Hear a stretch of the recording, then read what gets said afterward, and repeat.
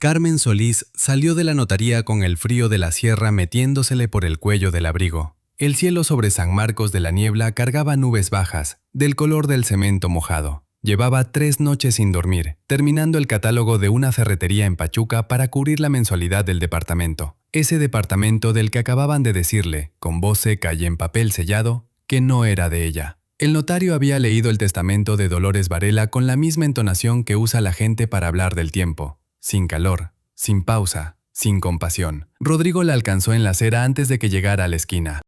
Venía caminando deprisa, con la mandíbula apretada y ese tic en la sien que le aparecía cuando algo no salía como él quería. Llevaba la chaqueta abierta a pesar del frío y la corbata torcida. La cara, siempre tan bien rasurada, tan cuidada con crema y loción cara, se le veía roja de una rabia que todavía buscaba forma de salir. 7 años, soltó, plantándose frente a ella y bajando la voz como quien quiere herir sin testigos. 7 años escuchando tus cuentos de la abuela, de lo que iba a dejar, de que era una mujer muy especial. Y la vieja le da el departamento al hermano y a ti te regala un chiquero en la sierra.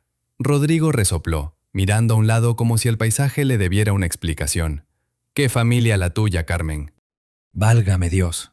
Las palabras llegaban a Carmen como si él hablara desde el otro lado de un vidrio grueso. Tenía la boca seca y los ojos ardidos de no haber dormido. La vista se le fue un momento hacia el horizonte, hacia los cerros que rodeaban el pueblo, grises y callados bajo las nubes. Luego volvió a su marido, lo miró, y por primera vez en mucho tiempo, lo vio sin el velo de la costumbre. Un hombre que gritaba en una acera porque una herencia no había salido como planeaba. Ernesto apareció por la puerta de la notaría ajustándose los puños de la camisa. Llevaba un traje que le quedaba una talla chico, pero lo usaba con esa arrogancia tranquila de quien no advierte esas cosas.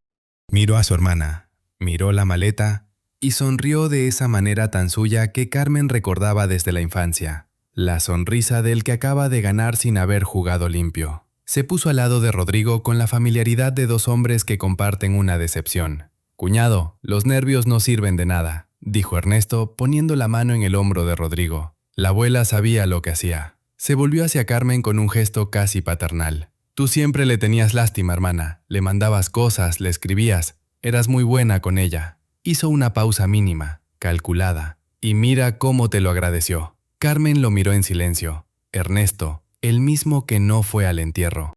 Que llamó ese día desde algún lugar ruidoso. Alegó que tenía junta con unos inversionistas y colgó sin preguntar si había dinero para las velas del velorio. Ernesto, que había mandado a su secretaria a firmar los documentos del novenario porque él estaba ocupado. «Los documentos que pidió el notario», dijo Carmen con una calma que ella misma no se esperaba. Ernesto sacó un sobre del bolsillo interior del saco y se lo entregó con 2 dedos, con el gesto de quien da propina. «Todo está en orden. Cuídate mucho por allá, hermana. El aire de la sierra hace bien». Se alejó hacia su coche aparcado a media calle sin esperar respuesta, con la soltura del hombre que acaba de cerrar un buen negocio. En el departamento, el olor a café de cápsula y a loción cara recibió a Carmen antes de que llegara a la sala. Rodrigo estaba parado en el centro con los brazos cruzados, como quien vigila un territorio que acaba de recordar que es suyo. «Recoge tus cosas», dijo. Su voz era fría ahora, distinta a la rabia de la calle, más calculada, más definitiva. «Mi mamá puso el enganche. Ante la ley esto es mío, y tú lo sabes bien». Carmen fue al cuarto sin decir nada. Sacó la maleta del closet y la puso sobre la cama. Empezó a doblar ropa con movimientos lentos, metódicos, como si organizar las blusas en la maleta fuera lo más importante del día. «¿Ni siquiera me vas a contestar?», ladró Rodrigo desde el marco de la puerta. Carmen no levantó la vista del cajón. «No», exhaló, y siguió sacando ropa. Él entró al cuarto y se recargó en la pared con los brazos todavía cruzados, observándola con esa expresión de quien espera que el otro se rompa primero. «Aguanté mucho tiempo, Carmen», masculló, después de un silencio largo. «Tus horarios, tus ausencias, tus domingos frente a la pantalla. Pensé que algún día iba a valer la pena, que la vieja iba a dejar algo». Hizo una pausa. «Me equivoqué. En todo». Carmen cerró la maleta hasta donde el cierre roto lo permitía. Tomó la computadora vieja bajo el brazo, la misma con la que había pasado 4 años haciendo diseño freelance para pagar la mitad de una hipoteca que ahora no le pertenecía. Alzó la vista hacia Rodrigo. Lo miró con una atención tranquila, sin prisa, como quien termina de leer un libro y entiende el final. Fue entonces cuando lo vio con claridad. Él no la había amado nunca. La había soportado mientras esperaba que ella fuera el boleto de entrada a algo mejor. Cuando el boleto resultó falso, la estación se cerró.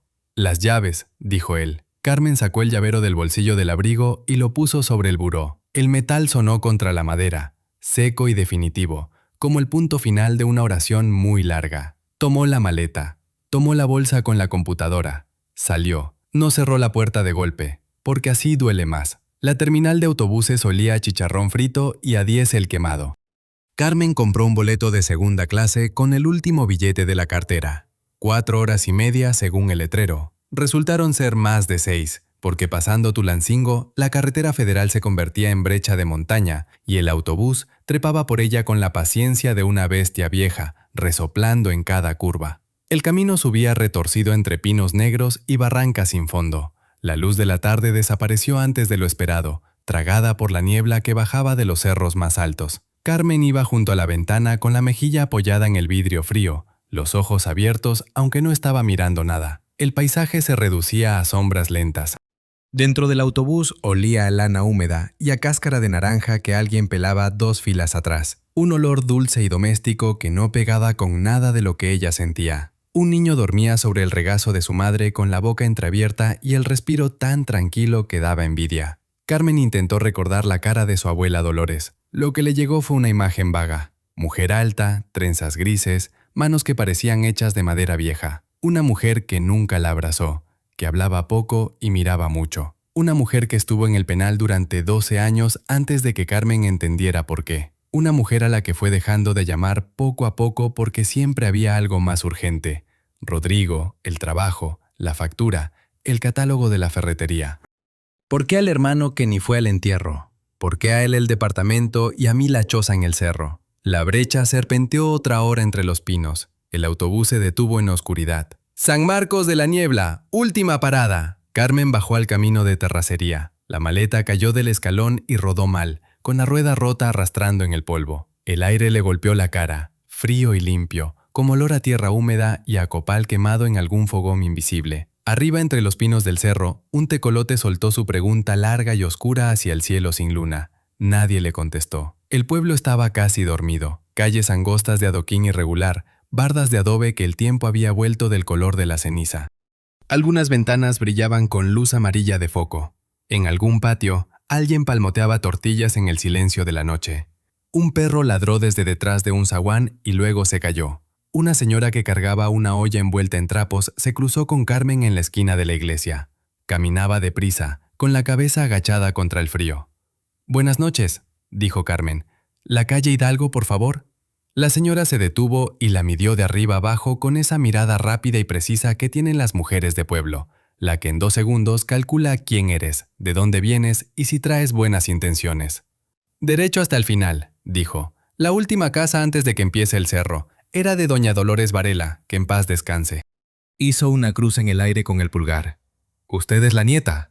«Soy su nieta», dijo Carmen. La señora asintió despacio, como si eso explicara varias cosas a la vez. «Que le vaya bien», murmuró, y siguió su camino con la olla apretada contra el pecho. Carmen la vio alejarse por la calle hasta que la oscuridad se la tragó. Caminó hasta el fondo de la calle Hidalgo. La maleta se atascaba en las juntas del adoquín. El frío le había calado los huesos para cuando lo vio. Y lo que vio no era una casa, era una barda. No una barda común. Era una pared viva de magueyes gigantes mezclada con nopales y con un arbusto negro y espinoso que ella no supo nombrar en ese momento. Las pencas del maguey se lanzaban hacia los costados, con sus puntas de aguja brillando en lo oscuro como pequeñas lanzas. El espino negro tejía sus ramas entre las pencas como alambre de púas puesto con intención y con años de paciencia. Era un cerco vegetal tan denso y tan tupido que no se veía nada al fondo, solo una masa oscura que olía a tierra reseca y a resina amarga. Su abuela había construido eso. Lo había construido a propósito. Carmen buscó la entrada. La encontró al costado, un portón de madera vieja con un herraje oxidado. Jaló la manija. El portón se abrió con un quejido largo que se perdió entre los pinos del cerro. Adentro, la trayectoria hacia la casa era apenas una brecha entre las pencas. Carmen avanzó con cuidado, levantando el brazo para protegerse la cara. Una punta de maguey le raspó el dorso de la mano, dejando una línea caliente y delgada. Una rama del espino le atrapó la manga del abrigo. La tela crujió cuando jaló. El jardín no cedía sin cobrar algo. Empujaba de vuelta, se aferraba a la ropa. al pelo, a la maleta, como un guardián que prueba si quien llega tiene derecho a pasar. La casa apareció al final de la brecha, paredes de adobe sin pintura, vigas oscurecidas por el tiempo, un techo de lámina con una franja hundida en la esquina derecha. 4 escalones de piedra con musgo resbaladizo subían hasta la puerta.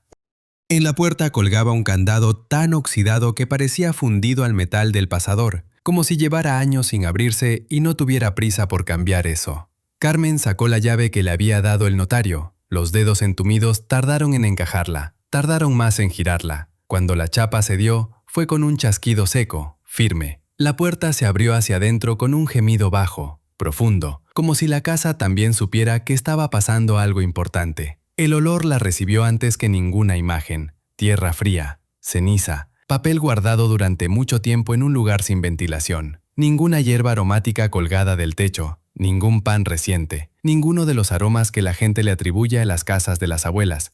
Solo ese silencio espeso y ese olor que tiene el tiempo cuando nadie lo mueve. Carmen encendió la linterna del teléfono. El haz de luz cortó la oscuridad, y lo primero que vio fueron las ventanas. Desde adentro entendió lo que no había entendido afuera. A cada marco de madera alguien había atornillado varillas de hierro, gruesas como un dedo, cruzadas en cuadrícula. No era herraje decorativo, era reja, hecha a mano, tosca, sin ninguna pretensión de disimulo. En el centro del cuarto había una mesa de madera sin mantel, sin adorno, sin nada encima, una sola silla. En el rincón, en lugar de cama, había una estructura metálica atornillada al piso con tornillos grandes, un catre de tubo soldado, estrecho, con un colchón gris tendido con la exactitud de quien no tolera arrugas.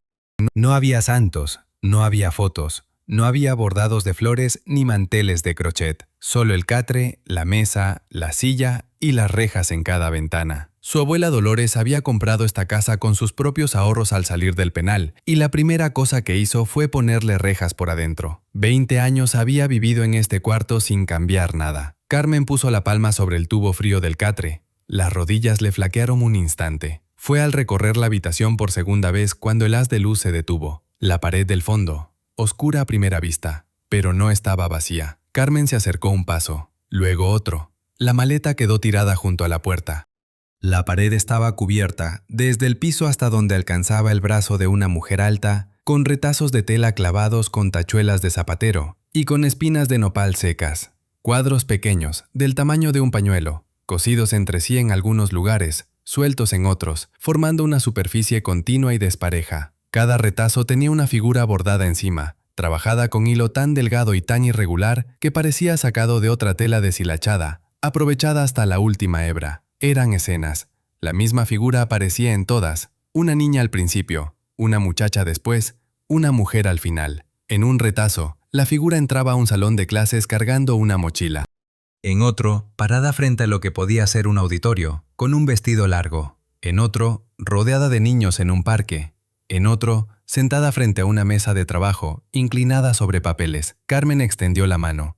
Los dedos rozaron la tela, áspera, gruesa, del color azul marino que el tiempo vuelve gris. El olor era a tela guardada mucho tiempo, a naftalina débil y a algo más antiguo que no tenía nombre. Le dio vuelta a un retazo con mucho cuidado. En el reverso, con letra grande y apretada en marcador ya casi seco, alguien había escrito: Carmen, primer día de clases, septiembre de 1992. Se le cerró la garganta. Le dio vuelta a otro retazo. Carmen, tus 15 años. Imagino que ya estás preciosa. Y otro. El día que te cases, mija, que quien sea que te elija, lo merezca de verdad. Carmen no era creyente, pero en ese momento retrocedió un paso y se persignó sin pensarlo, como se hace cuando algo te supera y no tienes palabras para nombrarlo.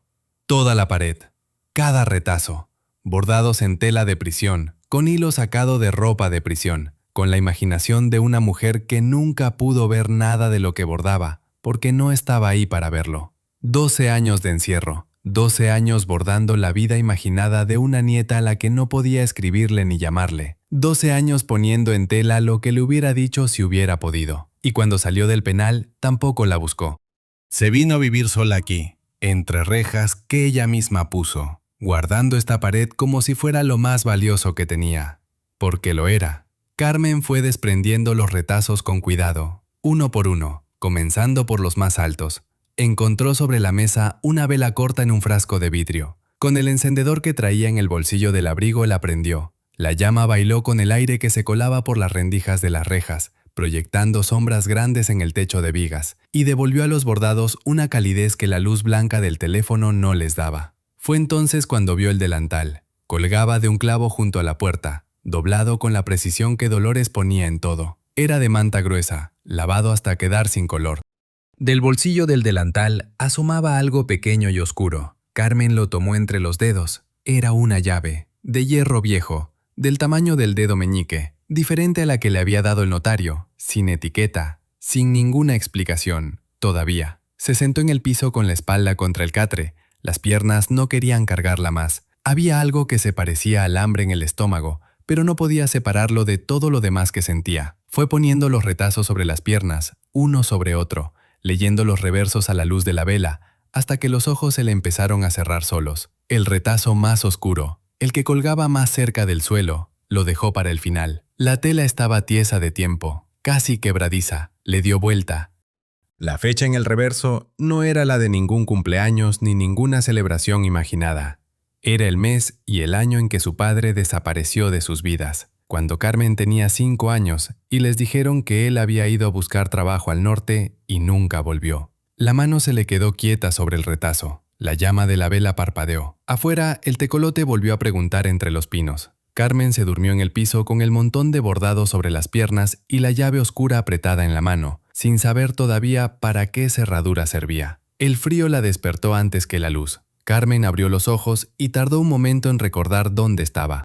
El techo de vigas sobre su cabeza tenía una mancha oscura en una esquina, donde la humedad había trabajado durante años con paciencia de artesano. Los bordados seguían apilados sobre sus piernas como una cobija improvisada, con ese olor a tiempo guardado y a naftalina vieja. La vela se había consumido hasta el fondo del frasco durante la noche, dejando un charco de cera endurecida y un pabilo negro. Afuera, entre los pinos del cerro, un tordo cantaba con esa insistencia tranquila de los pájaros que no tienen apuro. Carmen se incorporó despacio. La espalda le protestó con ese dolor sordo que deja dormir sobre madera sin colchón. La llave oscura todavía estaba en su mano, apretada durante el sueño. La miró a la luz pálida que se colaba por las rejas de las ventanas. Pequeña, de hierro viejo, sin ninguna marca visible. La puso en el bolsillo del abrigo y se puso de pie. Fue al rincón donde había dejado la maleta. Abrió el cierre roto hasta donde cedía y sacó una blusa limpia y un pantalón de mezclilla. En la cocina encontró una cubeta, un cazo de peltre y una jarra que alguien, en algún momento reciente, había llenado. El agua estaba helada. Se lavó la cara y las manos sin quejarse, porque quejarse no calentaba el agua. Estaba buscando algo que pudiera funcionar como estufa cuando llegaron los golpes en la puerta. 3 golpes cortos, sin urgencia, de la clase que dan las personas acostumbradas a llamar en casas ajenas. Carmen abrió. En el escalón superior estaba una señora pequeña, casi cuadrada, de tan abrigada, envuelta en un rebozo negro tan gastado que brillaba en las dobleces como seda vieja. Tenía los ojos oscuros y muy vivos, el pelo recogido en un chongo apretado, y en las manos sostenía un comal tapado con un trapo de cocina limpio, del que escapaba un vapor espeso y oloroso. Detrás de ella, un escalón más abajo, estaba un hombre de unos 50 años con uniforme de policía, que le apretaba los hombros más de lo que debería. Cara ancha, bigote gris, mirada lenta y pesada de quien ha visto muchas cosas y ya no se apresura a juzgar ninguna. «Doña Amparo Nieto», dijo la señora, antes de que Carmen pudiera hablar. Le tendió el comal.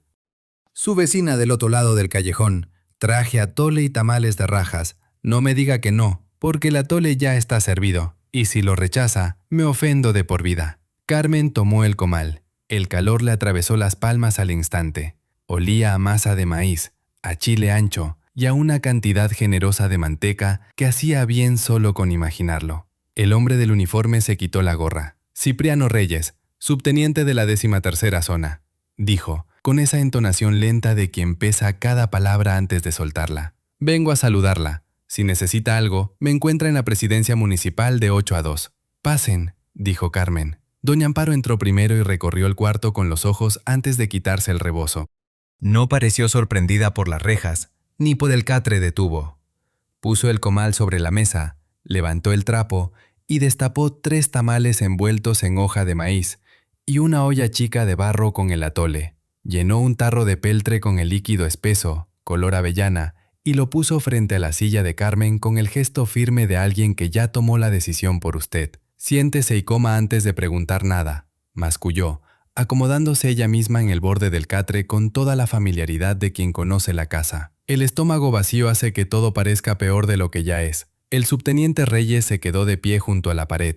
Sostenía la gorra entre las manos, girándola despacio.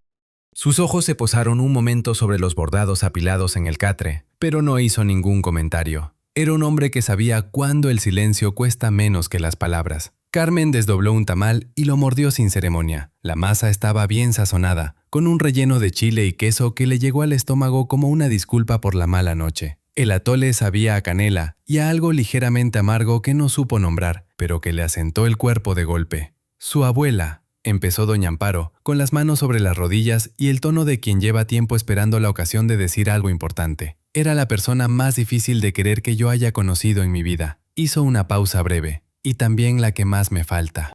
Reyes carraspeó. Doña Dolores llegó aquí hace más de 20 años, dijo. Yo era agente raso. Me avisaron que venía una señora con antecedentes penales y la esperé pensando que iba a tener trabajo. Arqué una ceja con el gesto de quien cuenta un chiste a su propia costa. Doña Dolores llegó, me miró fijo 5 segundos y me dijo, joven, si usted cumple su deber, yo no le doy problemas. Y si no cumple, yo sí se los voy a dar. Y ya. Eso fue todo en 20 años. El año pasado se enfermó el niño de los Peralta, dijo doña Amparo, desenvolviendo el segundo tamal con esa solidaridad de quien acompaña aunque ya desayunó. Fiebre 3 días seguidos. El médico del centro estaba de vacaciones. Doña Dolores fue a verlo.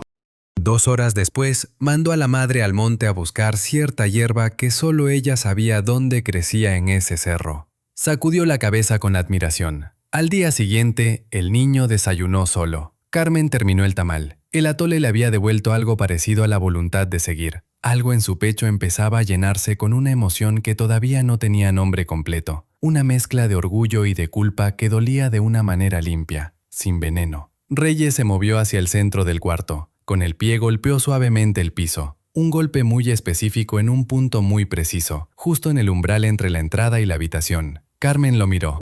Doña Dolores me llamó unas semanas antes de que la trasladaran al hospital, dijo el subteniente con su cadencia de palabras pesadas. Me pidió que cuando llegara su nieta le dijera algo de su parte. Palabra por palabra, me dijo. Hizo una pausa. Me dijo, dígale a mi Carmen que limpie bien el umbral, que ahí hay mucha mugre acumulada. Carmen bajó el tarro de atole, miró el piso donde Reyes había golpeado, tablas de madera oscura, viejas, bien ajustadas, excepto que los clavos de ese tramo eran distintos a los demás, más gruesos, sin óxido. Doña Amparo y el subteniente se despidieron poco después, sin explicaciones y sin prisa. La señora recogió el comal, dejó los tamales sobrantes y le apretó la mano a Carmen una vez, con esa firmeza seca de las personas que no abrazan, pero tampoco necesitan hacerlo. Si alguien la molesta, dijo Reyes desde el escalón, poniéndose la gorra, ya sabe dónde estoy. Se tocó el ala con 2 dedos y bajó a la calle. Carmen esperó hasta que el sonido de sus pasos desapareció entre el empedrado. Luego fue a los senos, donde había visto herramientas colgadas en la pared desde el día anterior. Un martillo, una varilla plana, una palanca de fierro. Tomó la palanca y volvió al umbral. Se arrodilló, metió la punta plana en la junta más ancha y presionó. La tabla se dio con un crujido sordo, como si hubiera estado esperando que alguien lo hiciera desde hace tiempo. Levantó la duela. Debajo había una cavidad pequeña y limpia, excavada con cuidado en la viga de cimentación. No era escondite improvisado. Alguien lo había trabajado con herramienta y con paciencia. Adentro había una olla de barro tapada con un disco de piedra caliza. Carmen la sacó. Era más pesada de lo que parecía. Retiró la piedra. El interior estaba forrado con cuero delgado y seco, que olía a cera de abeja. Dentro del cuero, en una bolsa de tela cosida con punto grueso, había monedas. Carmen volcó algunas en la palma, doradas, con el relieve borroso de tanto uso, con una fecha apenas legible de principios del siglo pasado. No eran dinero corriente, eran lo que quedaba de algo que había durado mucho tiempo y pasado por muchas manos antes de llegar a estas. Debajo de la bolsa con las monedas había un cuaderno delgado, forrado con cuero curtido del mismo tono oscuro del forro de la olla, cosido con hilo de cáñamo encerado. Lo sacó con cuidado. La primera página tenía 2 líneas escritas con pluma de punta gruesa, letra grande y sin adorno. Para quien encuentre esto con la mano limpia y el corazón derecho. Si lo estás leyendo, eres tú. Carmen. Carmen se sentó en el piso con el cuaderno sobre las rodillas. Las páginas siguientes eran recetas, escritas con esa letra grande, en orden y con precisión de quien no desperdicia papel. Para la tos seca de los niños, raíz de gordolobo con piloncillo, hervida a fuego lento. Para el dolor de junturas, ungüento de árnica con sebo de res. Para el susto que se mete en el pecho y no sale, manzanilla, tila y flor de pasionaria dejada toda la noche en agua fría. Cada receta tenía al margen una nota en letra más pequeña que explicaba cuándo la había aprendido, o con quién, o en qué situación la había usado por primera vez. Doña Dolores no había ido a ninguna escuela de medicina. Había pasado 12 años en un lugar donde la necesidad de saber enseña más que cualquier aula. A la mitad del cuaderno, el tono cambiaba. Una línea horizontal gruesa, subrayada 2 veces en rojo, separaba las recetas de lo que venía después. Arriba de esa línea, en letra más grande que todo lo anterior, su abuela había escrito una sola frase: lo que la tierra guarda, la tierra lo cuida. Las páginas de esa sección no eran recetas, eran personas, una lista de nombres con una descripción corta al lado de cada uno. Amparo Nieto, vecina buena, corazón grande, habla más de la cuenta, no le cuentes todo. Cipriano Reyes, hombre de ley, cumple su palabra, llámalo si hay problema serio. Félix Acosta, albañil, trabaja bien y no pregunta lo que no le importa. Dile que vas de mi parte. Varios más, distribuidos en media página, cada uno con su nota escrita en esa letra directa que no intentaba ser amable, sino exacta. Carmen pasó las páginas siguientes con cuidado.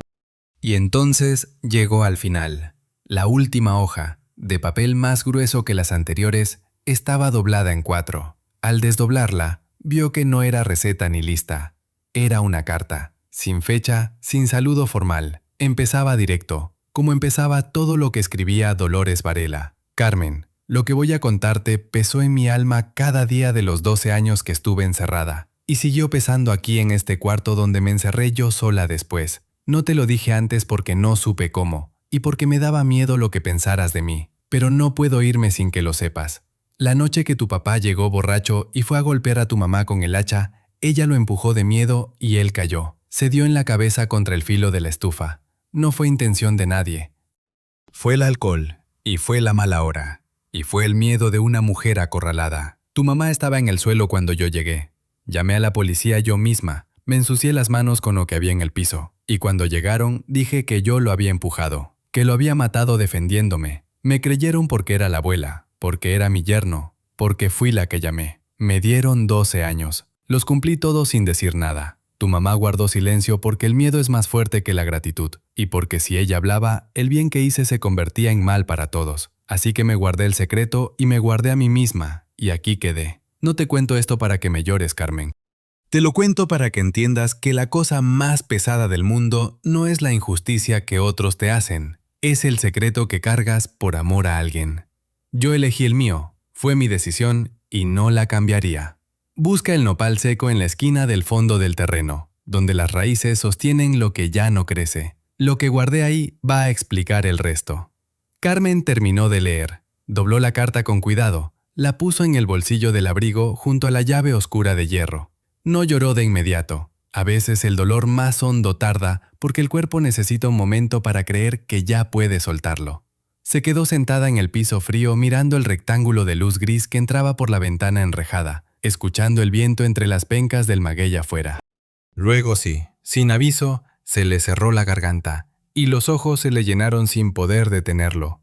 12 años en el penal, 12 años bordando la vida imaginada de una nieta que no podía ver. Y luego otros 20 más, en este cuarto con rejas puestas por dentro, porque la culpa no dejaba vivir diferente, porque el cuerpo aprende a castigarse a sí mismo cuando no hay nadie más que lo haga. La propia Carmen había tardado 4 años en volver a llamarla, luego 2 más en visitar. Luego el tiempo se había comido las visitas y las llamadas, y había quedado solo el silencio cómodo de quien se dice que ya irá pronto, y sabe que pronto es una palabra muy flexible. Se quedó así un buen rato.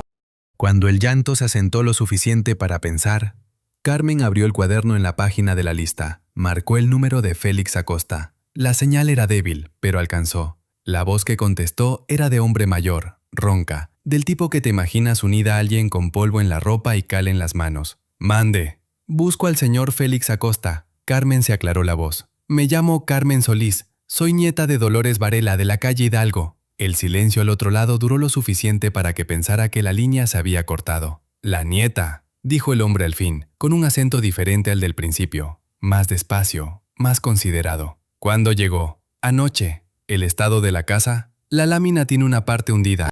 Las duelas del cuarto están bien. Las ventanas necesitan trabajo. Carmen miró alrededor. Hay muchas cosas que hacer. ¿Tiene presupuesto o trabaja con lo que hay? Con lo que hay por el momento. Félix Acosta exhaló despacio por la nariz. Mañana temprano paso a ver, dijo. No le cobro lo que no se merece cobrar. Doña Dolores me remendó a un hijo que los médicos ya habían desahuciado. Eso no se paga con dinero, pero se honra con trabajo. Y colgó sin despedirse, porque era el tipo de hombre para quien la despedida ya estaba incluida en lo que acababa de decir. La brigada llegó a la mañana siguiente antes de que saliera el sol. 4 hombres, 2 camionetas viejas llenas de madera, sacos de mezcla y herramienta.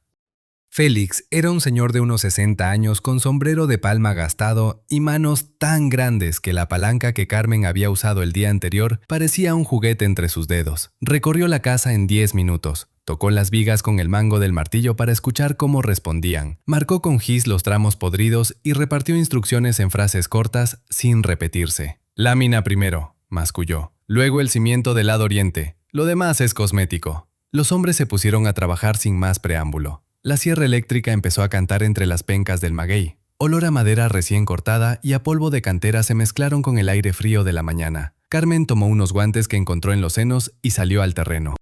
Necesitaba hacer algo con las manos.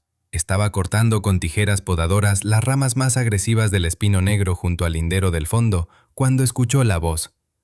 ¿Qué está haciendo? Carmen se enderezó. Al otro lado del lindero, en el terreno vecino, había un hombre parado junto a una estructura de piedra que podía ser una fragua pequeña. Alto, de hombros anchos, con una camisa de trabajo manchada de hollín en los antebrazos. Cara fuerte, mandíbula marcada. Ojos oscuros que no perdían detalle. Tendría 40 años, o quizás menos, y el trabajo al aire libre los hacía parecer más. Olía a hierro caliente y a leña quemada, ese olor seco que se mete en la ropa y no lo saca un solo lavado. Limpio el lindero, respondió Carmen sin soltar las tijeras. El espino pasó al otro lado. Ese espino lleva 10 años en ese lindero y nunca fue problema, gruñó el hombre acercándose a la barda de piedra que separaba los dos terrenos. Para usted no era problema, dijo Carmen. Para mí sí. El hombre cruzó los brazos, la miró de arriba abajo con una evaluación directa y sin disimulo, la clase de mirada que no pretende ser discreta. Usted es la nieta de la difunta, resopló. Carmen Solís, y usted es el vecino. Jacinto Bravo. No extendió la mano. Escuche, señorita, este terreno estuvo solo 20 años. Las plantas crecen hacia donde pueden. Si viene a reclamar linderos, va a tener trabajo para rato. Lo que usted me reclame, a mí también va a tardar en resolverse, dijo Carmen, regresando las tijeras al espino. Estoy aquí para quedarme. Jacinto Bravo no respondió de inmediato. Observó cómo Carmen volvía a trabajar, cómo metía la hoja entre las ramas sin dudar, cómo cortaba con movimientos cortos y firmes aunque las espinas le rayaran los guantes. Tenía la espalda recta y el gesto concentrado de quien no pide permiso para estar donde está. El techo hace ruido cuando llueve fuerte, dijo al fin, con un tono que había perdido algo de la aspereza inicial. Por eso está el señor Acosta arreglándolo ahora mismo, respondió Carmen. Jacinto giró sobre sus talones y volvió a su fragua sin decir más. Carmen lo escuchó encender el fuelle. Y luego, el golpe rítmico de un martillo sobre metal empezó a mezclarse con el ruido de la sierra de Félix Acosta. 2 ritmos distintos, 2 trabajos distintos, 2 costados del mismo lindero. Carmen terminó de limpiar la franja del espino negro y caminó lentamente por el perímetro del terreno. Llegó a la esquina del fondo, la más alejada de la casa, donde el maguey era más denso y el suelo estaba más sombreado. El aire tenía ahí un olor distinto, a tierra reseca y a resina amarga de planta muerta. Y entonces lo vio. Un nopal grande, seco desde la raíz. El tronco era oscuro y sin consistencia, la madera muerta convertida en algo que se parecía al corcho. Las paletas del nopal se habían curvado hacia adentro con los años, sin caerse, porque las raíces todavía las sujetaban desde abajo, gruesas y profundas, aferradas a la tierra con la terquedad de lo que no sabe rendirse. Sostenían lo que ya no crecía. exactamente como lo había escrito su abuela en la carta del cuaderno. Carmen sacó la llave oscura de hierro del bolsillo del abrigo. La sostuvo entre los dedos un momento. Desde la fragua del vecino llegaba el golpe del martillo, firme y constante, marcando el tiempo como un reloj que no tiene prisa. Desde el techo de su casa llegaba el ruido de la sierra, avanzando sobre la lámina hundida con la voluntad ordenada de lo que va a quedar bien. Ya sabía para qué era la llave. Y sabía que no estaba lista para usarla todavía. Primero necesitaba entender el resto. La mañana tardó en llegar al fondo del terreno. Los pinos del cerro bloqueaban el sol hasta casi las 9, y en esa esquina donde el nopal seco sostenía la tierra con sus raíces muertas, el frío de la noche persistía como un inquilino que no tiene a dónde ir. Carmen fue al terreno con una pala corta de mango grueso que Félix Acosta había dejado apoyada contra la pared de la cocina. Llevaba los guantes puestos y el abrigo bien abrochado. Desde el techo le llegaba el ruido de los hombres de Félix trabajando en la lámina hundida, golpes regulares y el silbido ocasional de un clavo mal puesto que protestaba al salir. Desde la fragua del vecino Jacinto no venía ningún sonido todavía. Quizás aún no había empezado su jornada. Se paró frente al nopal seco. A la luz de la mañana era todavía más imponente que la noche anterior, cuando lo había visto apenas de reojo con el pensamiento en la carta. Las paletas muertas formaban un volumen compacto hacia arriba, secas pero enteras, sin caerse, como si la planta hubiera decidido quedarse de pie aunque ya no le quedara nada verde adentro. Las raíces abultaban la tierra en un círculo amplio alrededor del tronco, levantando el suelo en pequeñas crestas que crujían si uno las pisaba. Carmen metió la pala en la tierra a unos 40 centímetros del tronco. La resistencia fue inmediata.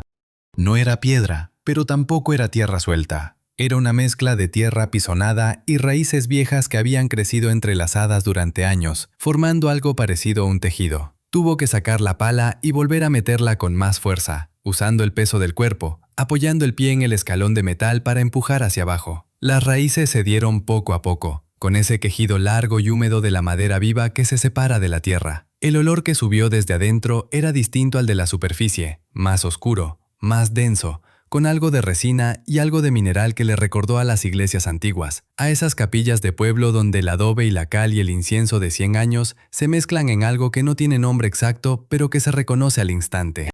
A los 40 centímetros, la pala golpeó algo que no era tierra ni raíz. El sonido fue hueco, metálico, opaco, como golpear una campana pequeña enterrada.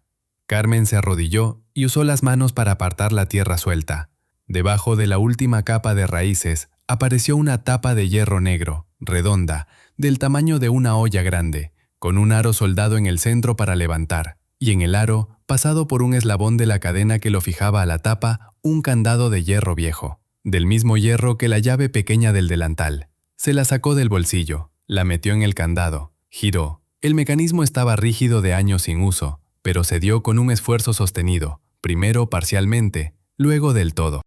El candado se abrió con un chasquido seco, que sonó demasiado fuerte en el silencio del fondo del terreno. Levantó la tapa por el aro. El peso era considerable. La abrió hacia un lado y la dejó caer sobre la tierra con un golpe sordo. Debajo había una cavidad circular de mampostería, revestida con piedra de río bien asentada, de unos 80 centímetros de diámetro y 1,5 metros de profundidad. Era un aljibe seco, una cisterna que alguien había construido mucho antes de que Dolores Varela llegara al pueblo, probablemente para guardar agua en temporada de sequía. Ahora estaba sin agua desde hacía mucho. En el fondo, sobre una tarima de madera oscura levantada a unos 5 centímetros del suelo de piedra para protegerla de la humedad, había 3 objetos envueltos en cuero encerado atado con cordel de nequén. Carmen usó la pala como punto de apoyo para bajar con cuidado. Sus pies tocaron la tarima. El espacio era justo para estar de pie con los brazos pegados al cuerpo. El olor ahí abajo era concentrado, como el de las páginas del cuaderno pero multiplicado, con una capa adicional de algo dulzón y seco que no había sentido antes. Encendió la linterna del teléfono. Los 3 bultos de cuero estaban ordenados uno junto al otro. Los 2 más grandes eran del mismo tamaño, del tamaño de un libro grueso.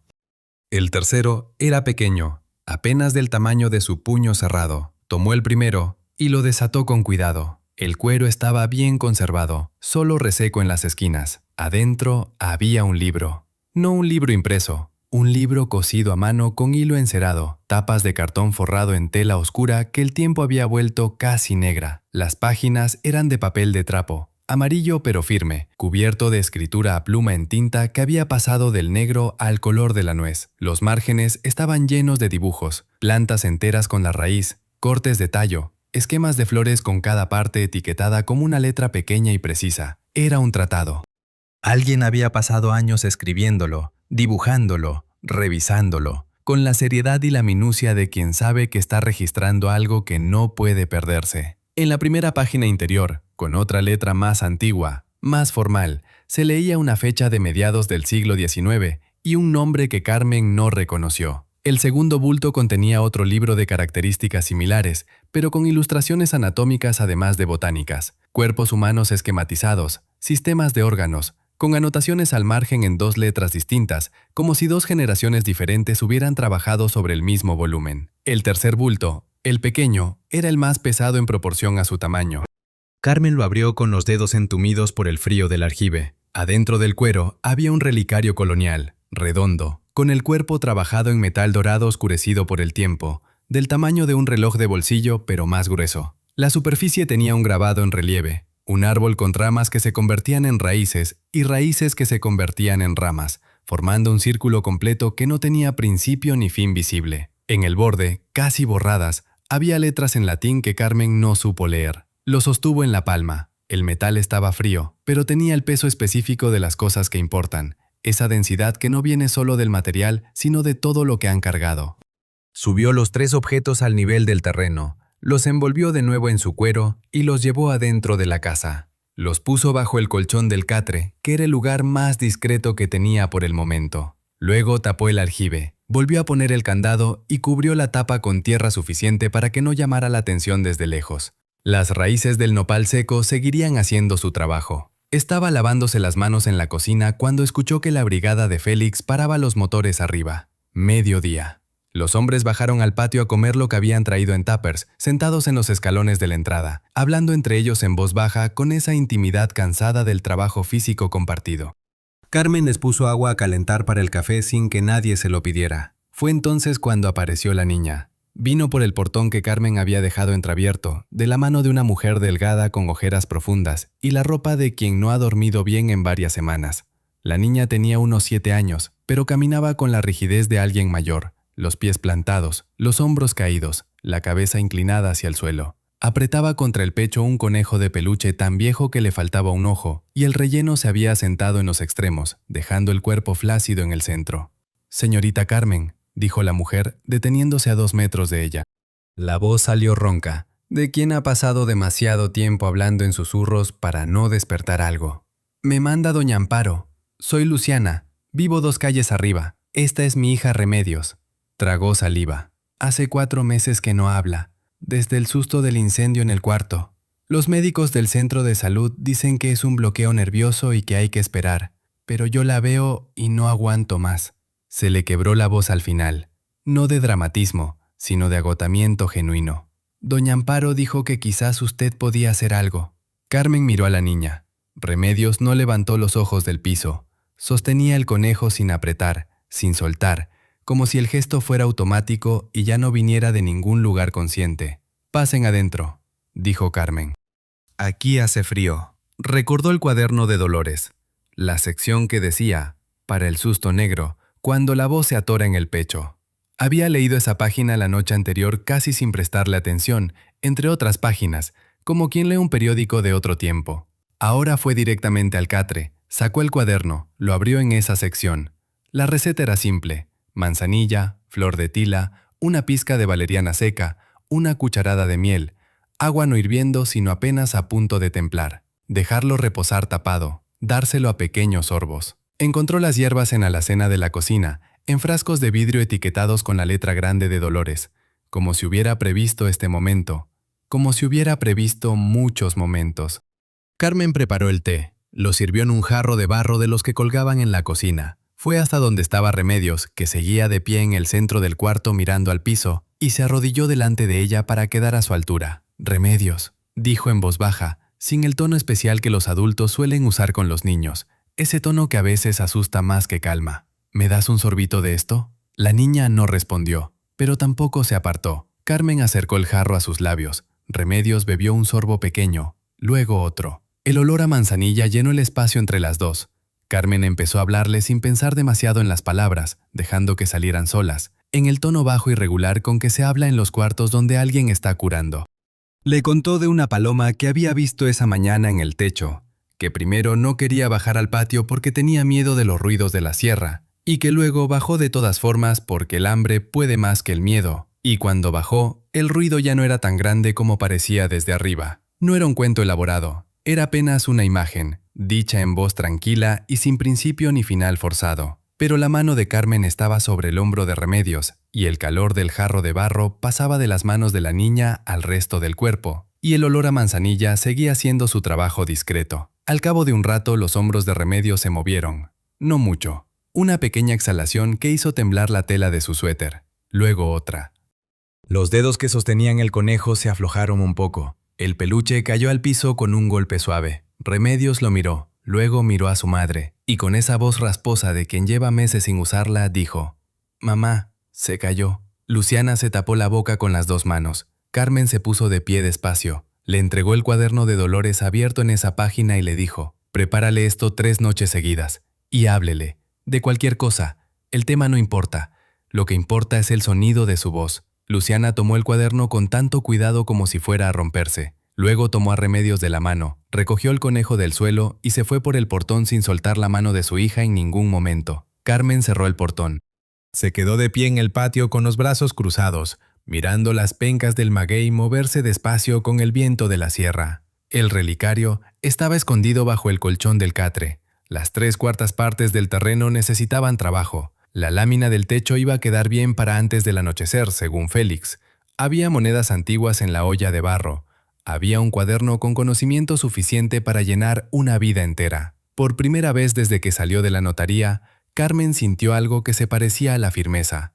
No euforia, no alivio, sino esa sensación más silenciosa de quien pone los pies en tierra sólida después de caminar mucho tiempo sobre superficie incierta. Esto era suyo. No el departamento con la hipoteca a nombre de Rodrigo, ni el sueldo del catálogo de ferretería, ni la vida que había estado construyendo alrededor de personas que la veían como un renglón en un presupuesto. Este terreno, este cuaderno, estos bordados apilados en el catre. Esta herencia que su abuela no le había dado por descuido ni por lástima, sino porque sabía exactamente lo que estaba haciendo. El portón se abrió de golpe. Carmen giró. Ernesto entró al patio con el paso de alguien que lleva mucho tiempo corriendo y finalmente ya no puede más. El traje que ayer era de una talla equivocada, ahora era un trapo. La chaqueta tenía una rasgadura en el hombro derecho y la tela estaba tiesa de algo oscuro en el cuello de la camisa. El ojo izquierdo estaba hinchado hasta la mitad, con un moretón que iba del rojo al violeta, y la mejilla del mismo lado tenía una costra de sangre seca sobre una herida que nadie había limpiado. Caminaba torcido, protegiendo algo en el costado derecho.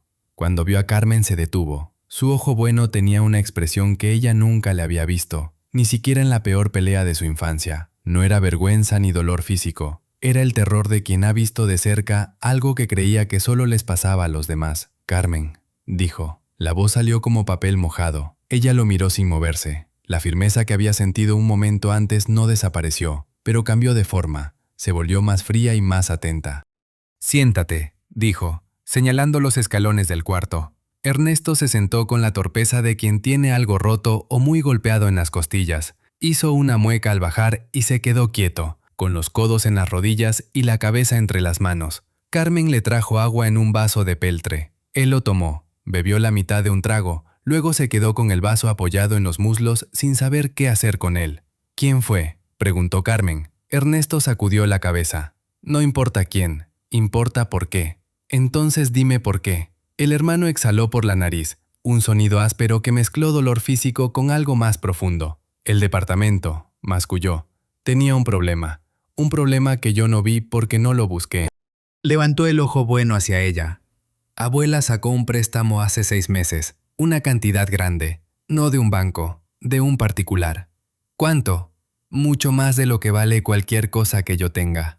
La voz se le quebró al borde de la frase y él la sostuvo con un esfuerzo visible. «Lo pidió con el departamento como garantía, con cláusula de cobro inmediato. Cuando yo firmé la aceptación de herencia sin leer los anexos, heredé el departamento y heredé la deuda. Legalmente todo estaba limpio. El notario lo sabía y no dijo nada porque no era su obligación decirlo si nadie preguntaba. Carmen no respondió de inmediato. Miraba a su hermano, el Ernesto de ayer. El del traje apretado y la sonrisa de quien acaba de ganar era otra persona.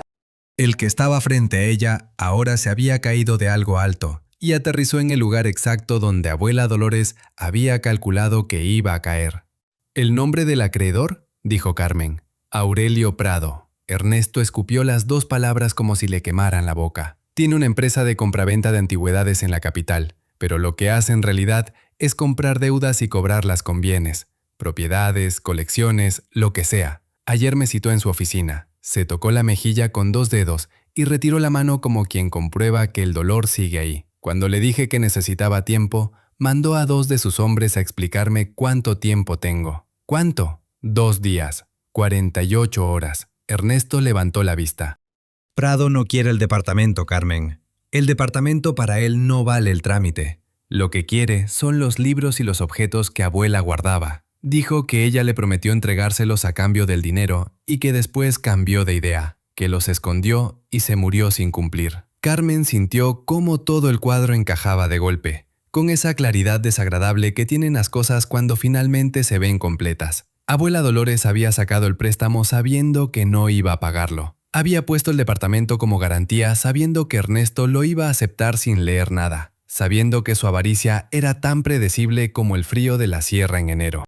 Había firmado con Prado un trato que no pensaba cumplir, usando el departamento para mantenerlo ocupado, para darle a Prado una pista falsa que lo llevara hacia Ernesto y lo alejara de San Marcos de la Niebla el tiempo suficiente. Tiempo para que Carmen llegara, encontrara la llave, abriera el aljibe, se llevara los libros y el relicario antes de que nadie supiera exactamente dónde estaban. La vieja había movido cada pieza con 12 años de paciencia de presidiaria y una inteligencia que no necesitaba títulos para funcionar. Carmen miró a su hermano. En su interior no había rabia ni compasión, había claridad. ¿Prado sabe que los objetos están aquí? Sospecha. No tiene certeza. Ernesto se pasó la lengua por el labio partido.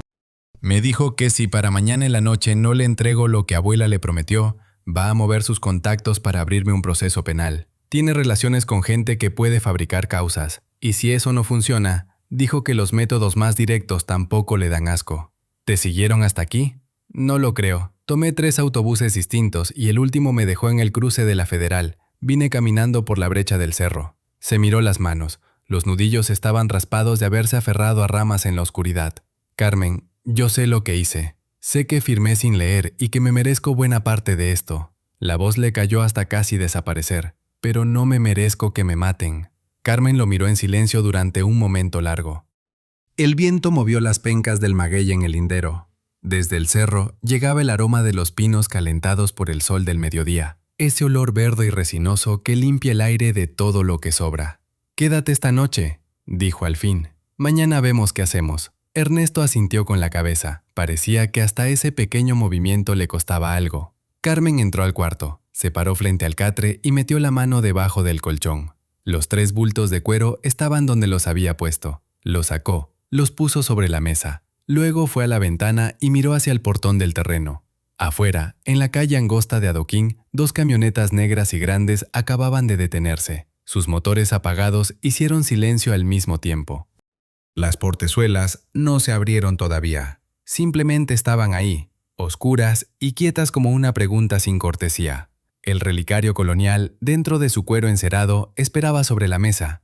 Las 48 horas habían empezado a correr. Carmen no bajó del umbral. Se quedó en el escalón más alto con los brazos a los costados y el peso bien repartido en ambos pies, como quien lleva tiempo parado en ese lugar y no planea moverse. Ernesto estaba dentro. Le había dicho que no saliera sin importar lo que escuchara. Las portezuelas de las 2 camionetas se abrieron al mismo tiempo. De la segunda bajaron 2 hombres con chaquetas oscuras, cuellos cortos y esa manera de pararse que tienen quienes están acostumbrados a esperar órdenes sin hacer preguntas. Se quedaron junto a los vehículos. De la primera bajó solo uno. Aurelio Prado tenía unos 55 años y el tipo de ropa que se compra en ciudades donde la gente sabe cuánto cuesta todo. Chamarra de cuero claro, botas de trabajo que nunca habían visto trabajo, pantalón de lana fina. Caminó hacia el portón del terreno con esa lentitud de quien sabe que el otro tiene que esperarlo. Miró la barda de maguey y espino negro con el gesto de quien calcula cuánto problema puede darle una planta. Empujó el portón y entró sin llamar. Se detuvo a la mitad del patio. Miró la casa. Miró a Carmen en el escalón. Miró el terreno a sus costados con una atención rápida y metódica. Una sonrisa pequeña le acomodó los labios, del tipo que no llega a los ojos. «Qué bonito terreno», murmuró Prado, con una voz baja y lisa que estaba hecha para convencer en lugares cerrados. Doña Dolores tenía buen ojo para las propiedades. Levantó la vista hacia Carmen. «Usted debe ser la nieta. Vine a presentarme. Aurelio Prado, Servicios de Recuperación de Activos». «Sé quién es», respondió Carmen. Prado asintió con aprobación leve. «Entonces ya sabe por qué estoy aquí. Su hermano Ernesto aceptó una herencia con ciertas obligaciones incluidas, obligaciones que su abuela contrajo conmigo en términos claros y formales». Metió la mano en el bolsillo interior de la chamarra y sacó un sobre doblado. Lo sostuvo visible, sin extenderlo. «Tengo los documentos, todo en orden. Mi hermano está en esta casa y no va a salir a hablar con usted», dijo Carmen. La sonrisa de Prado no cambió, pero algo detrás de ella sí. «No vine a hablar con su hermano». Se acercó 2 pasos hacia los escalones. «Vine a hablar con usted, porque usted es quien tiene lo que yo necesito, lo que su abuela me debía». Bajó la voz como si fueran a compartir un secreto cómodo. «Los libros, señorita. El relicario. Sé que los encontró. Las personas como doña Dolores siempre esconden las cosas en el mismo tipo de lugar». Miró hacia el nopal seco en el fondo del terreno durante un segundo. Apenas un segundo. Y volvió. «Entréguellos y el asunto de Ernesto desaparece. Su hermano se queda con el departamento. Usted se queda con esta casa. Y todos seguimos con nuestra vida. No hay nada que entregar», dijo Carmen. Prado soltó el aire por la nariz. Guardó el sobre de vuelta en la chamarra. La voz perdió el barniz de cortesía. No de golpe, sino como quien quita una cobija doblada, capa por capa. «Señorita, yo no soy el tipo de persona que hace 2 visitas. La primera es para llegar a un acuerdo. La segunda es para ejecutar lo que no se acordó en la primera». Subió el pie al escalón más bajo. «Si mañana por la mañana no recibo lo que su abuela me prometió, abro un proceso contra su hermano antes del mediodía. Tengo relaciones en la fiscalía que hacen ese tipo de trámites más rápido de lo que usted se imagina». Y si el proceso legal no fuera suficiente motivación. Se detuvo un momento. Este pueblo está muy lejos de todo. Las instalaciones eléctricas en casas de adobe viejo son muy impredecibles. El golpe llegó desde el costado, sordo, potente, de madera pesada contra piedra. Jacinto Bravo había saltado la barda baja del lindero sin hacer ruido y ahora estaba parado a 3 metros de Prado, con un mazo de hierrero en la mano derecha, el mango largo apoyado en el suelo y el bocel de metal descansando sobre su hombro izquierdo. Llevaba la misma camisa de trabajo de siempre, manchada de hollín, sin chamarra, como si el frío de la sierra no fuera asunto suyo. Las manos eran anchas, con las venas marcadas del trabajo diario, y los ojos oscuros no parpadeaban. «Usted ya terminó de hablar», dijo Jacinto, con ese tono de quien no necesita subir el volumen para que se le escuche bien. Prado giró hacia él con la calma calculada del que no quiere demostrar que lo tomaron por sorpresa. Evaluó al hombre en 2 segundos, la talla, el instrumento, la postura, y luego miró hacia sus 2 acompañantes en la calle como si estuviera revisando las cartas de su mano. «¿Y usted quién es?», siseó Prado. «El vecino», respondió Jacinto. No añadió nada más. A veces una palabra dicha en el tono exacto vale más que un discurso. Desde la calle llegó el sonido de una reja que se abría, luego otra. Luego pasos en el adoquín, más de un par, más de 2. El subteniente Reyes cruzó por delante de las camionetas negras ajustándose el cinturón del uniforme. Detrás de él venía Félix Acosta con 2 de sus hombres. Desde la esquina de la calle apareció un señor mayor con botas de hule que Carmen no había visto antes, con una azada al hombro que no tenía tierra, porque no venía del campo, venía de su casa. Doña Amparo se asomó por encima de su barda con los brazos cruzados sobre el rebozo y la expresión de quien ya contó quiénes son los malos antes de que empiece la función. No gritaban, no amenazaban. Simplemente estaban ahí, en la calle angosta, cerrando el espacio alrededor de las camionetas negras con esa solidez tranquila de lo que existe desde antes de que llegaran los forasteros y va a seguir existiendo cuando se vayan. Prado miró el panorama, contó, calculó, retiró el pie del escalón. «Tiene hasta mañana en la mañana», dijo, mirando a Carmen, y la voz era fría, pero ya no era lo que había sido 30 segundos antes. 48 horas. Se giró, caminó hacia el portón sin correr, cruzó la calle entre los hombres del pueblo que se apartaron sin apuro para dejarlo pasar, subió a su camioneta. Los dos acompañantes lo siguieron. Los motores arrancaron. Las llantas aplastaron el adoquín mojado y las camionetas desaparecieron en la curva que baja hacia la carretera federal.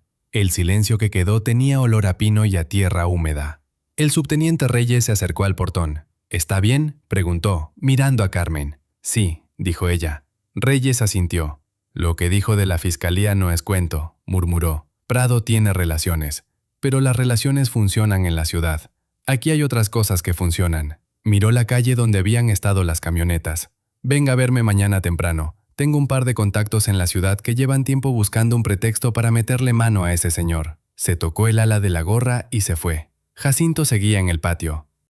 Había bajado el mazo y lo sostenía con las dos manos frente a él, el bocel tocando el suelo. Cuando Carmen se acercó, él no se movió. Olía a leña quemada y a algo metálico que era el olor de su trabajo a cualquier hora del día. Gracias, dijo Carmen. Jacinto encogió un hombro.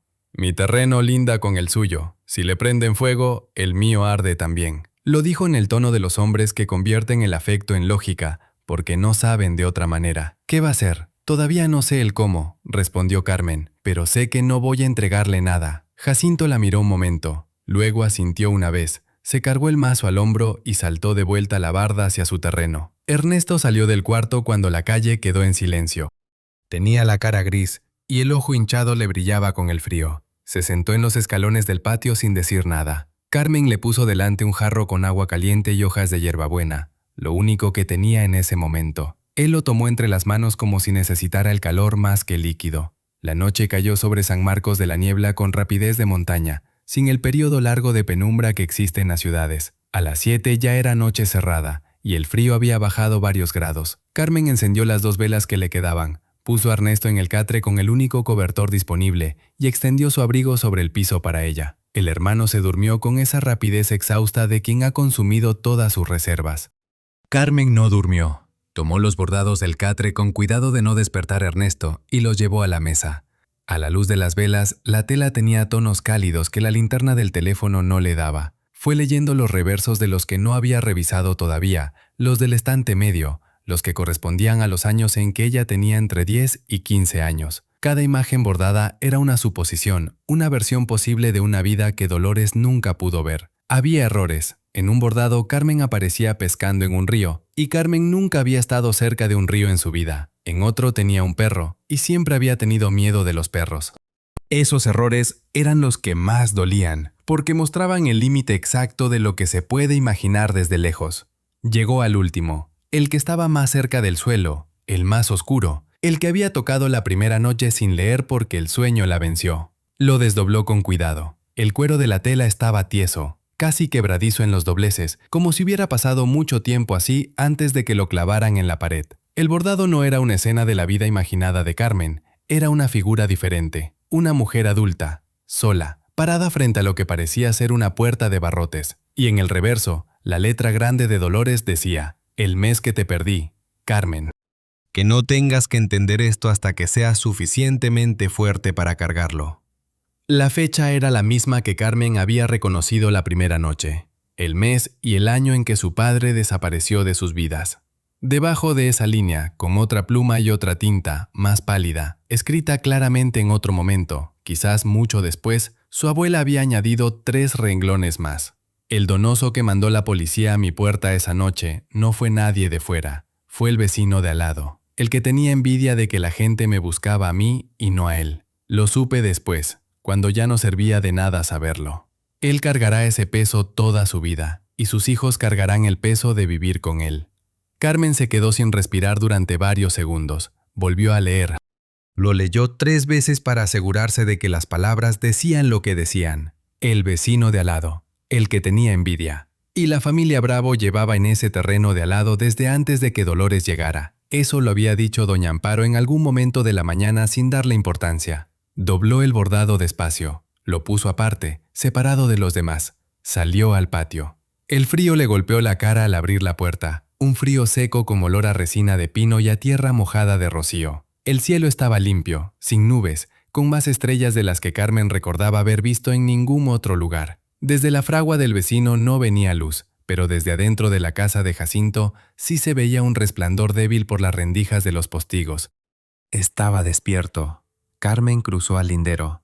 «Jacinto», llamó, en voz baja pero clara. Tardó menos de un minuto en aparecer. Salió por la puerta lateral de su casa con una vela en la mano y se acercó a la barda. Tenía la camisa de trabajo todavía puesta, sin chaqueta. No había dormido tampoco. «¿Pasó algo?», preguntó. «Necesito preguntarte algo», dijo Carmen. Sostenía el bordado con las dos manos. «Y necesito que me respondas con la verdad, aunque sea difícil». Jacinto la miró, puso la vela en el borde de la barda y cruzó los brazos. «Pregunte, ¿sabes por qué arrestaron a mi abuela?». Un silencio. No el silencio de quien no sabe. El silencio de quien sabe demasiado bien y está midiendo lo que puede costar decirlo.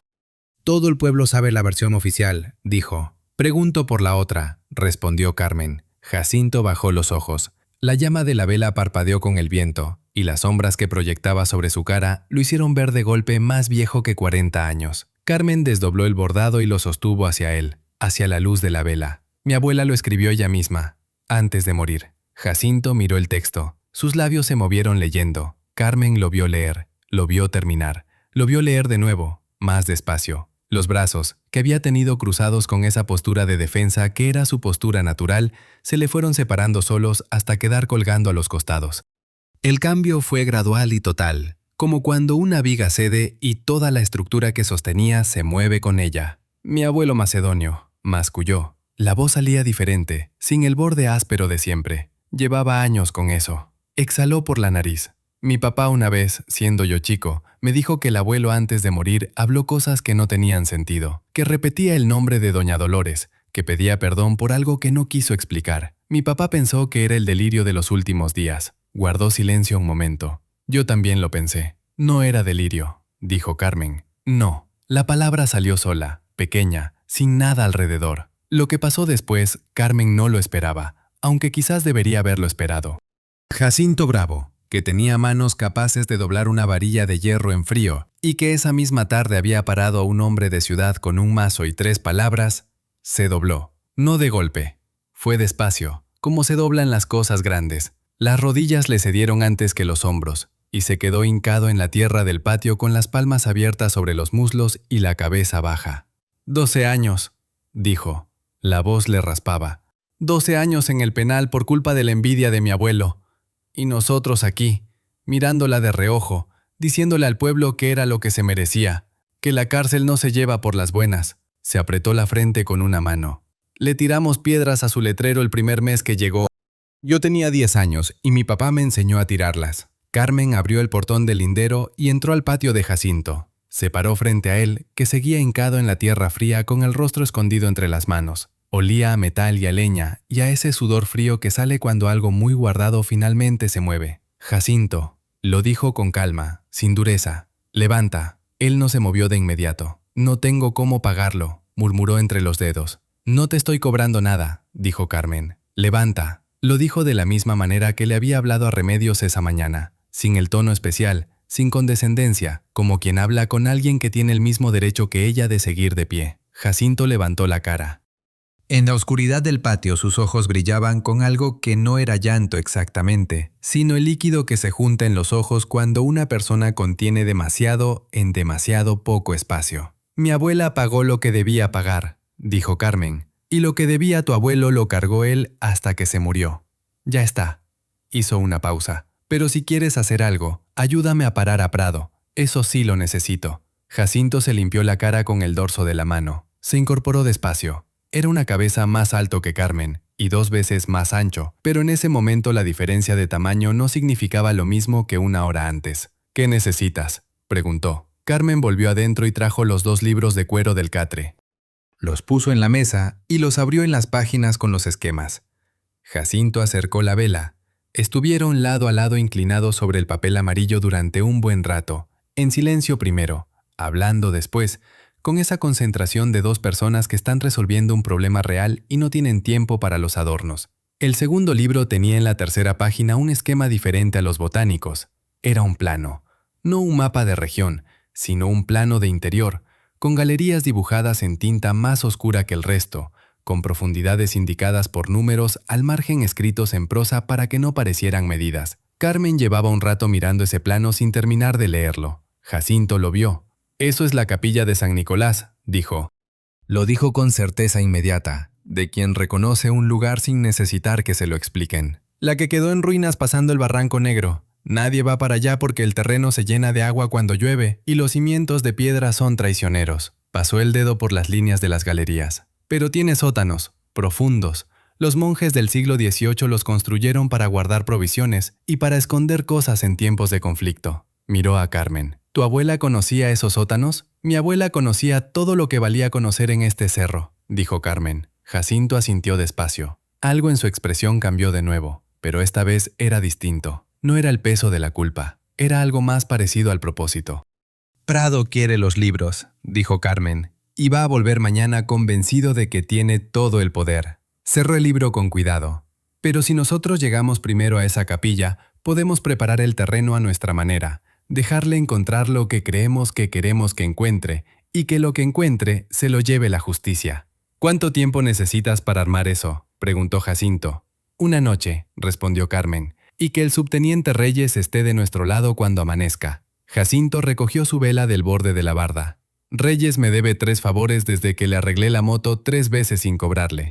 Había algo nuevo en su voz, algo que se parecía a la resolución, esa calidad específica de las personas que han tomado una decisión y ya no van a discutirla. Mañana al amanecer está listo. Carmen lo miró. Luego, sin pensarlo demasiado, le extendió la mano. Jacinto la tomó. La mano de él era áspera y caliente, con esa temperatura alta que tienen las personas que trabajan con fuego. El apretón fue breve y firme, del tipo que sella cosas sin necesitar palabras adicionales. Jacinto saltó la barda hacia su terreno.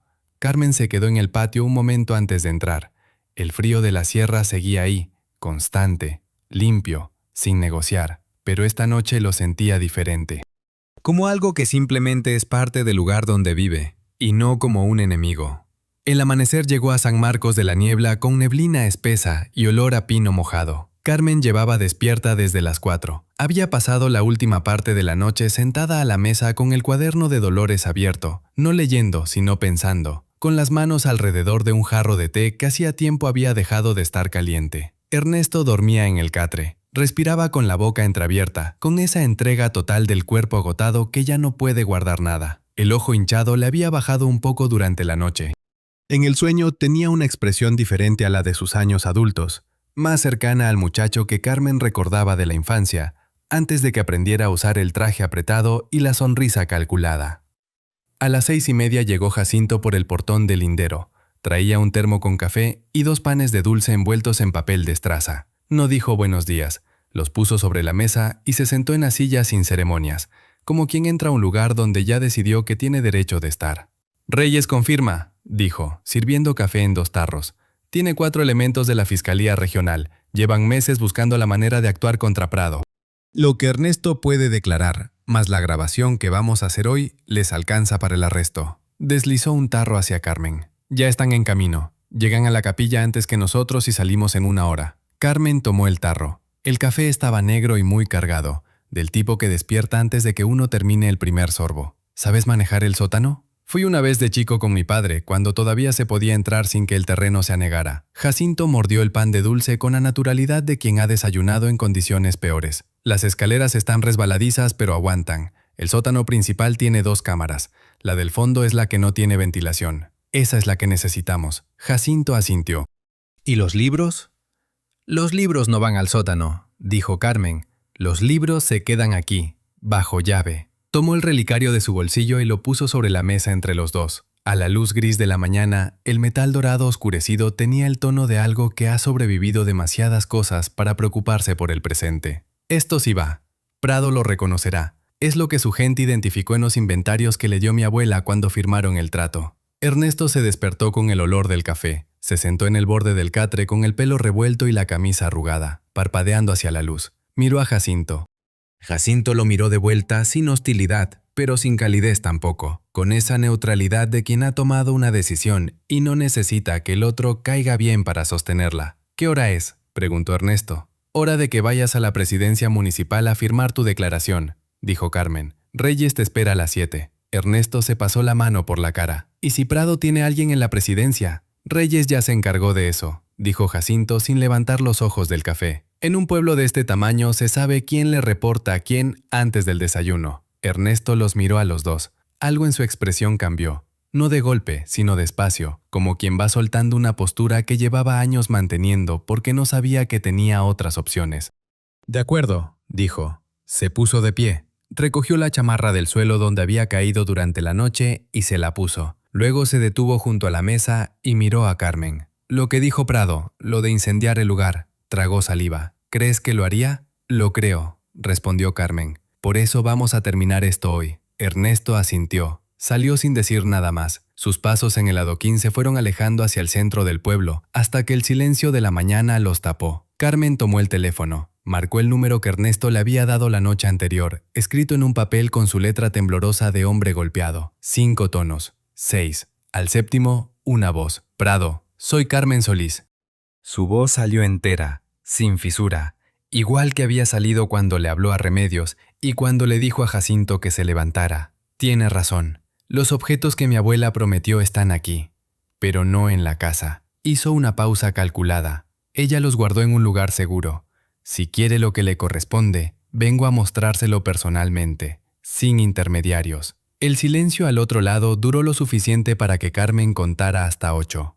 ¿Dónde?, dijo Prado al fin. Hay unas ruinas de capilla pasando el Barranco Negro, dentro del bosque de pinos, en 40 minutos a pie desde el pueblo. Carmen miró a Jacinto, que asentía con la cabeza. Llega solo o con su gente, como quiera.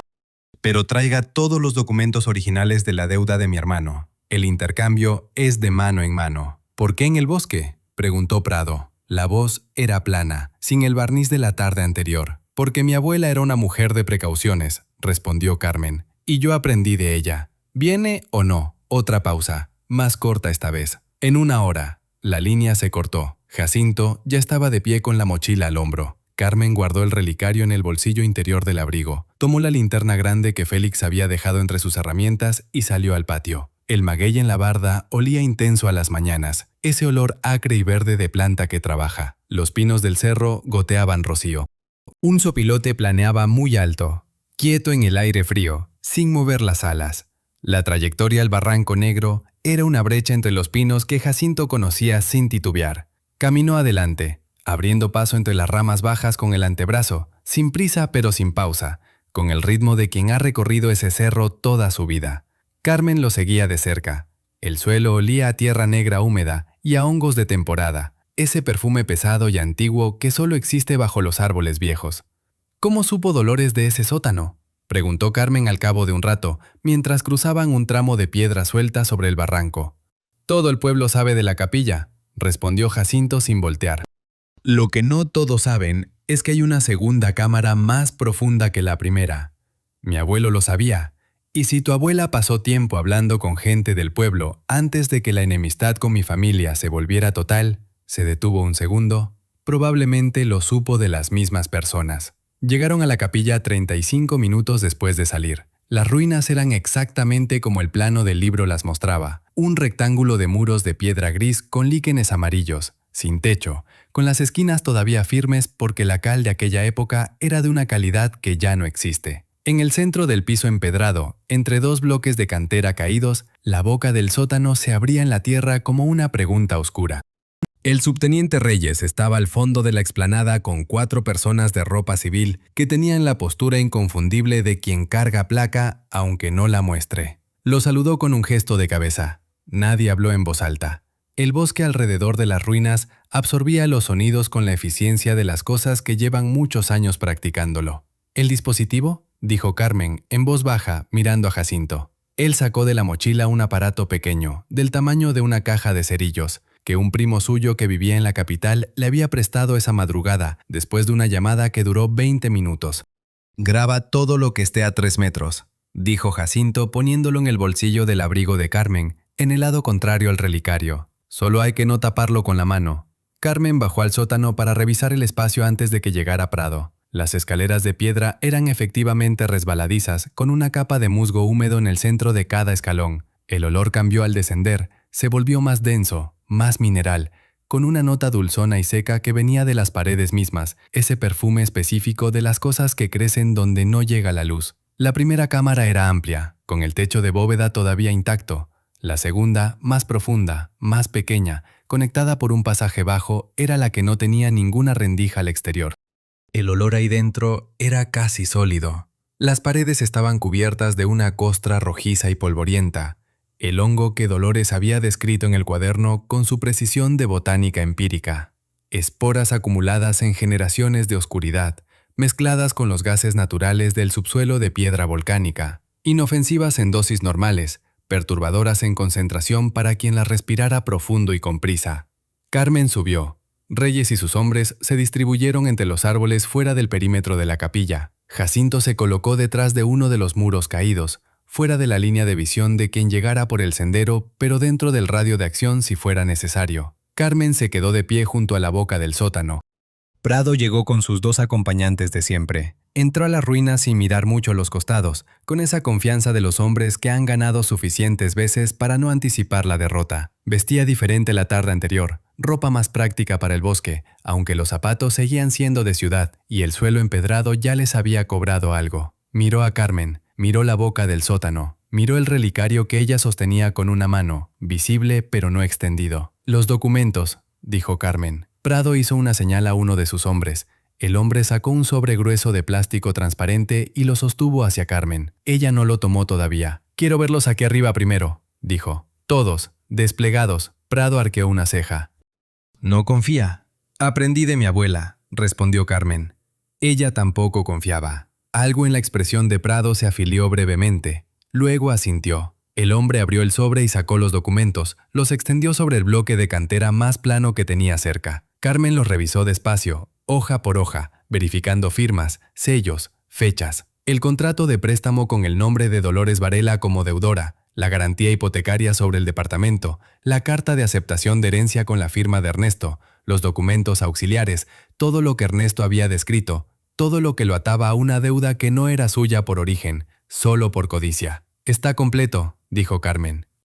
Recogió los papeles y los guardó en el bolsillo interior del abrigo, en el mismo bolsillo que el relicario, que ahora sacó y sostuvo hacia Prado con la palma abierta. Prado extendió la mano enguantada, tomó el relicario, lo sostuvo a la altura de sus ojos, girándolo despacio. La luz fría del bosque no favorecía el metal dorado, pero bastaba para ver el grabado en relieve, el árbol que se convertía en raíz y la raíz que volvía a ser árbol. La boca se le abrió ligeramente. Era el reconocimiento de alguien que ha buscado una cosa durante mucho tiempo y finalmente la tiene entre los dedos. «¿Y los libros?», dijo, sin bajar el relicario. «Abajo», respondió Carmen. Señaló la boca del sótano con la cabeza. «Pesan demasiado para subirlo sola».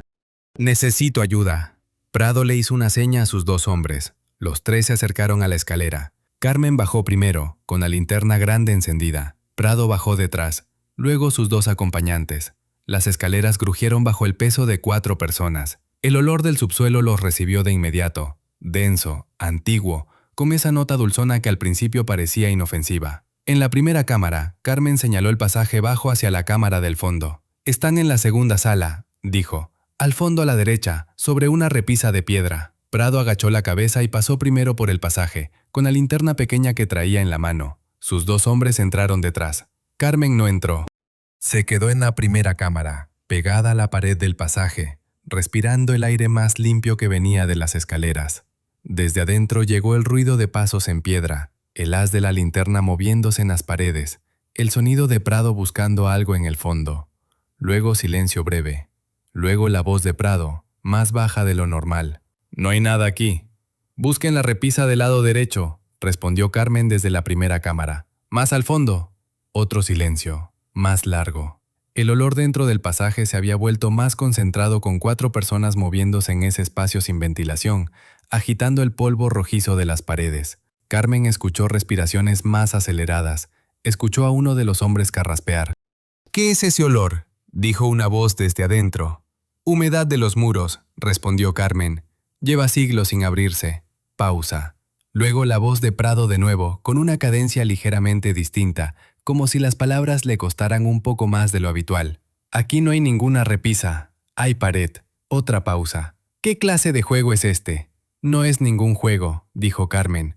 «Los libros están ahí. Busque bien».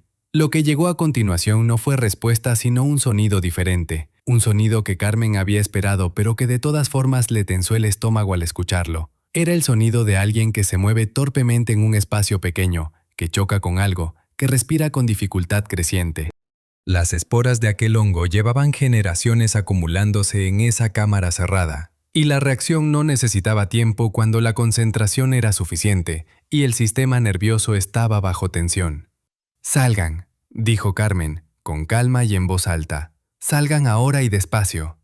Uno de los acompañantes de Prado salió primero por el pasaje, agachado, con la cara roja y los ojos desorbitados. Se apoyó en la pared de la primera cámara y tosió varias veces, buscando el aire que venía de las escaleras. El segundo salió detrás, tropezando con el escalón del pasaje y agarrándose a la piedra para no caer. Prado salió el último. Había perdido la linterna dentro. Salió a ciegas, con una mano extendida hacia adelante y la otra frotándose los ojos. Las palmas de sus manos, que en algún momento había apoyado en las paredes buscando la repisa inexistente, estaban cubiertas de polvo rojizo. La reacción cutánea ya había comenzado, una irritación intensa que su cerebro intoxicado no procesaba como lo que era, sino como algo peor, algo sin nombre que el miedo convertía en certeza de daño. «¿Qué me hiciste?», siseó Prado, mirando sus propias manos con una expresión que mezclaba dolor y confusión en proporciones iguales. Los ojos le brillaban con una dilatación que no correspondía a la luz disponible. «¿Qué pusiste en ese cuarto?». «Nada que no estuviera ahí desde antes de que ninguno de los dos naciera», respondió Carmen. Prado intentó agarrarla del brazo. Carmen se apartó un paso.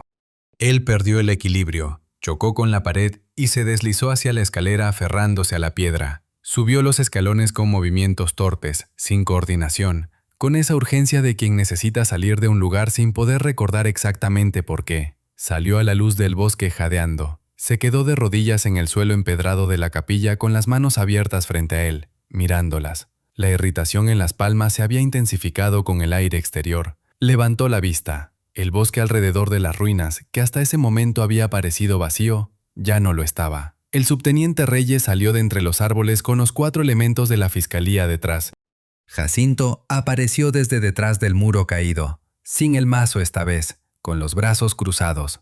Los 2 hombres de Prado, que ya habían recuperado parte del juicio al respirar aire limpio, miraron el número de personas que los rodeaban y tomaron la decisión que toman los hombres que trabajan por dinero cuando el dinero ya no alcanza para cubrir el riesgo. «Aurelio Prado», dijo uno de los elementos de la fiscalía con la credencial en alto. «Queda detenido por extorsión y amenazas documentadas.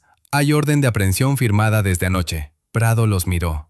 Miró a Carmen. La irritación de las palmas le recorría los brazos en oleadas y el cerebro todavía no terminaba de ordenar la información. «Tienen nada», exhaló. «No firmé nada aquí».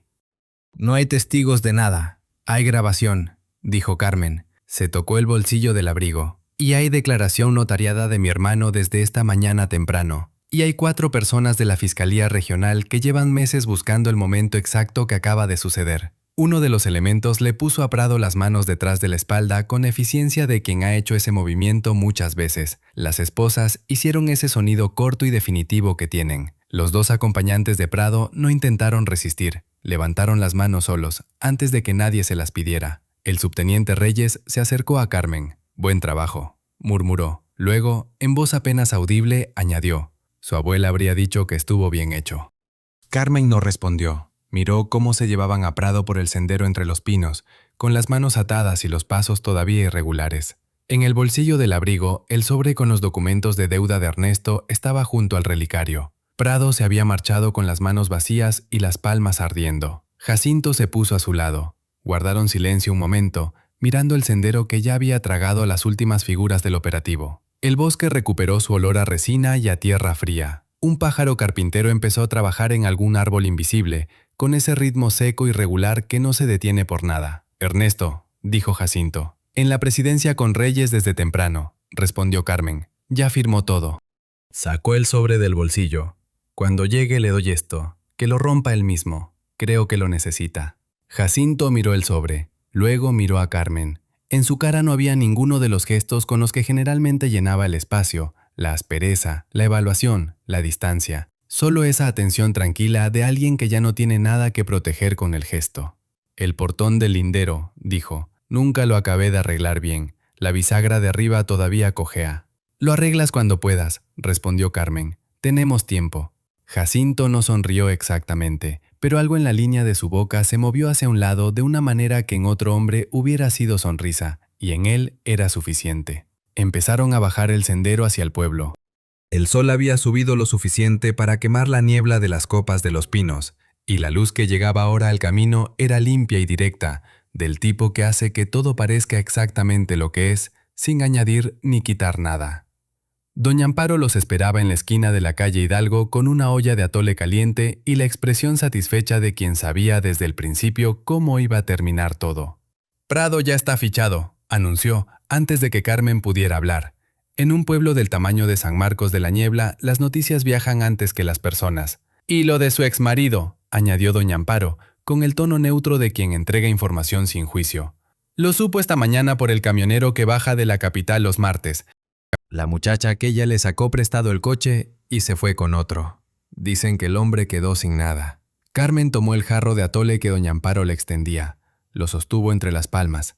Caliente, espeso, con canela. «Qué lástima», dijo, en el tono exacto de quien no siente ninguna. Doña Amparo soltó una carcajada corta y seca, como un ladrido de pájaro. Se envolvió mejor en el rebozo y se fue calle arriba con su olla, comentando algo en voz baja que solo ella escuchó y que claramente la divirtió mucho. Carmen se quedó en la esquina un momento, con el jarro en las manos y los pinos del cerro encima y el olor a maíz tostado mezclado con el aire de la sierra. Luego dio la vuelta hacia su casa.